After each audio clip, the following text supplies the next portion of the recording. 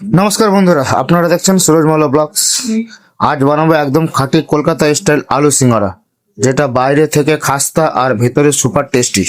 প্রথমে কড়াইয়ে একটু তেল গরম করে দিলাম জিরা, তারপর আদা কুচি, এবার দিলাম সেদ্ধ আলু, ভাঙা মটরশুঁটি আর বাদাম। এখন মৌসুমের স্পেশাল সবজি হচ্ছে ফুলকপি দিয়েছি। এখন দেবো গুঁড়ো মশলা, হলুদ গুঁড়ো, লঙ্কা গুঁড়ো, ধনে গুঁড়ো, লবণ দেবো স্বাদ মতো।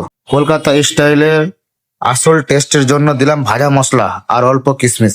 সব ভালো করে কষিয়ে নিয়ে নিলাম স্পেশাল আলুর পুর। এবার ময়দার খোলা নিলাম, মাঝখানে দিলাম আলুর পুর। কলকাতা ট্রেডিশনাল স্টাইলে সিঙ্গারার শেপ তৈরি করে নিলাম। এই শেপটাই আসল পরিচয় সিঙ্গারার। কড়াইয়ে তেল গরম করে মাঝারি আঁচে ধীরে ধীরে ভাজতে হবে। দেখুন বন্ধুরা, কত সুন্দর সোনালী রং। এভাবেই হবে একদম খাস্তা সিঙ্গারা তৈরি। গরম গরম কলকাতা স্টাইল আলু সিঙ্গারা, চাটনি থাকলে স্বাদ ডবল। ভিডিওটি ভালো লাগলে লাইক, শেয়ার, কমেন্ট আর ফলো করে রাখুন সুরজ মাল্লা ব্লগস। দেখা হবে আবার পরের ভিডিও। ততক্ষণ পর্যন্ত ভালো থাকুন, সুস্থ থাকুন। ধন্যবাদ।